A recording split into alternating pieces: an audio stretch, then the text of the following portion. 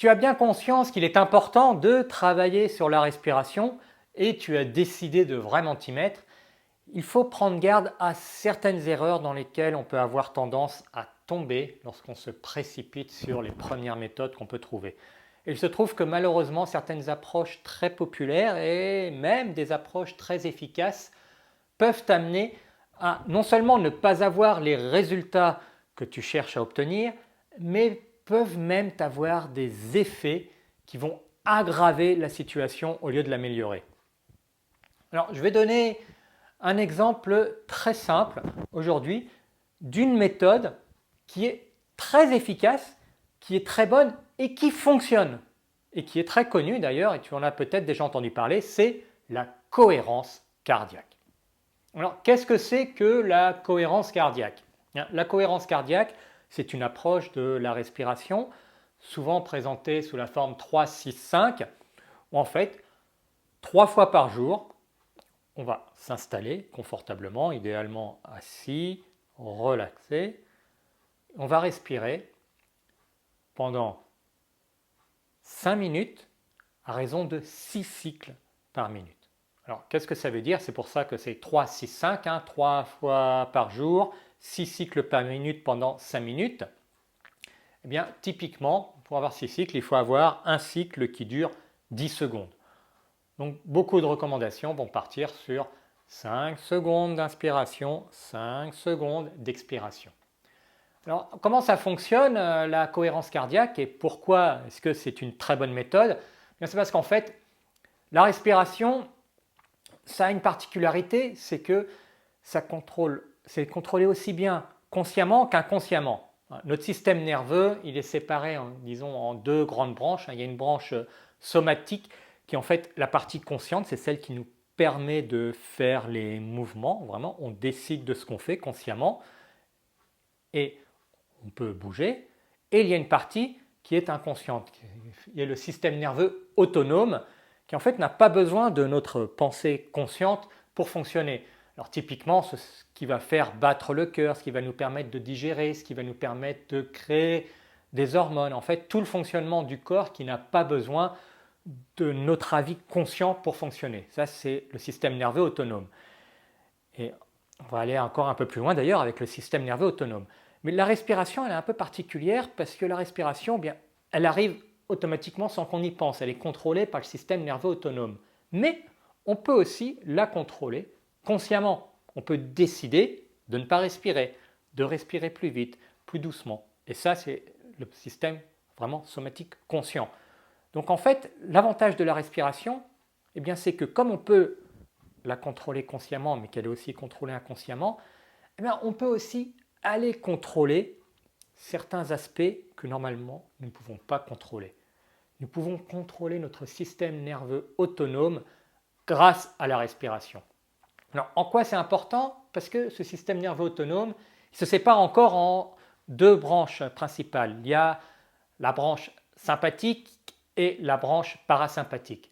Qu'est-ce que c'est? Eh bien, la branche sympathique, c'est en quelque sorte la branche du stress, celle qui fait que nous allons avoir une décharge vraiment d'adrénaline, de noradrénaline, tout un tas de choses qui vont nous rendre très alertes, très focalisés pour faire face à un danger ou pour aller attraper une proie. C'est vraiment le système combattre ou fuir.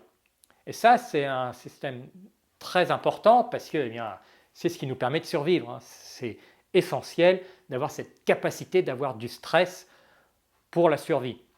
Mais évidemment, ce stress, il ne faut pas qu'il dure non plus trop longtemps. Et du coup, on a aussi une autre branche qui est la branche parasympathique qui est l'opposé en quelque sorte de cette branche sympathique qui va plutôt nous amener vers le repos, vers la récupération. Donc lorsqu'on est dans le mode sympathique, on est dans le mode du stress, on est vraiment très focalisé. Lorsqu'on est en mode parasympathique, on est beaucoup plus reposé. On digère, on récupère. Et la respiration nous permet d'aller contrôler vers quel équilibre nous allons aller. Si nous allons aller plutôt vers le sympathique ou le parasympathique. Et c'est là qu'intervient la cohérence cardiaque.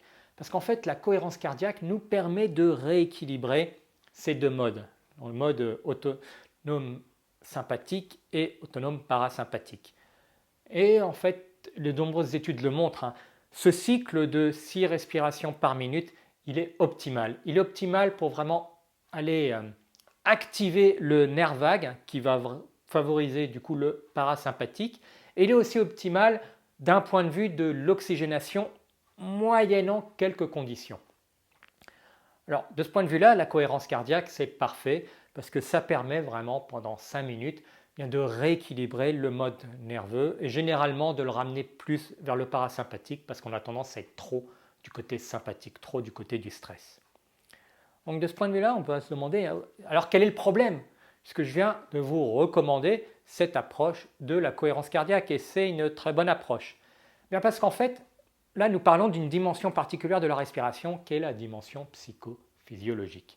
Pourquoi psychophysiologique? Parce que c'est comment nous pouvons contrôler certains aspects psychologiques, nerveux, grâce à une composante physiologique qui est la respiration. Et c'est une dimension très importante, mais c'est un niveau très élevé. Avant d'arriver à cette dimension psychophysiologique, il faut tenir compte de la fonctionnalité de notre respiration à travers deux autres dimensions. Une dimension qui est biomécanique, qui est en fait est-ce que nous utilisons correctement les muscles respiratoires. Si nous avons une respiration qui est en temps normal plus thoracique que diaphragmatique, il y a une dysfonction biomécanique. Et on va essayer de travailler sur une dimension plus élevée avant d'avoir corrigé une dimension vraiment plus basique, biomécanique. Et avant ça, il y a une dimension biochimique qui est en fait est-ce que nous avons un échange optimal de gaz dans le sang. Et là, nous avons un problème. Parce que la plupart des gens aujourd'hui ont une respiration qui n'est pas fonctionnelle du point de vue biochimique. En fait, ils ventilent trop, ils amènent trop d'air, ce qui paradoxalement, c'est ce que nous verrons plus dans la prochaine vidéo, ce qui paradoxalement nous amène à moins bien oxygéner nos cellules. Nous amenons plus d'air, mais nous sommes moins capables de délivrer l'oxygène aux cellules. Alors je ne vais pas rentrer dans les détails ici, nous le verrons dans la prochaine vidéo, mais qu'est-ce que ça veut dire concrètement par rapport à la cohérence cardiaque? Eh bien, c'est que beaucoup de gens qui ventilent trop vont avoir tendance à avoir au repos entre 12 et 15 cycles respiratoires par minute. Ils ont l'habitude d'avoir beaucoup d'air. Et pour la cohérence cardiaque, il va falloir ralentir ce rythme. Et qu'est-ce qui va se passer? Eh bien, une des conséquences possibles, c'est qu'en ralentissant ce rythme, eh bien, on manque d'air. On manque d'air, on a besoin de respirer plus, mais on doit tenir 5 minutes. Eh bien, qu'est-ce qui va se passer? On va générer du stress. Donc tout le but de l'exercice étant d'activer le mode nerveux autonome parasympathique, ne peut pas être atteint parce que nous sommes en stress, au bord de la suffocation, et donc on est immédiatement en mode sympathique. Donc ça ne peut pas fonctionner. Une des autres conséquences qui peut avoir lieu, eh bien, c'est que on va compenser ça, et pendant ce cycle, cette inspiration de 5 secondes, on va vraiment inspirer une grande quantité d'air. Et le problème, eh bien, c'est que à la fin d'une minute, on aura un volume de ventilation qui va être très grand, qui au lieu d'être de 4 à 6 litres comme c'est la normale, va probablement atteindre 12 ou 15 litres. C'est de l'hyperventilation. Alors même si on n'en a pas forcément conscience, parce que c'est peut-être simplement une personne qui a tendance à hyperventiler de manière chronique, ce qui se passe, c'est que l'oxygénation n'est pas optimale. Et si l'oxygénation n'est pas optimale, déjà on ne va pas forcément avoir les effets qu'on cherche à avoir avec la cohérence cardiaque, mais en plus, en favorisant une grande inspiration, on va avoir tendance là aussi à activer plutôt le mode nerveux autonome sympathique, qui est l'opposé de ce qu'on cherche à avoir. Donc là, je vous ai pris un exemple qui en fait te montre comment un exercice simple et efficace, quand on est dans le bon contexte, peut être mal appliqué et peut avoir finalement l'effet inverse de ce que l'on recherche. Donc il faut faire attention lorsqu'on veut travailler sur la respiration, et si tu as décidé de travailler à ta respiration, toutes mes félicitations, à bien appliquer en fait, Le bon exercice au bon moment est de bien suivre une évolution des phases au moment où il faut l'aborder.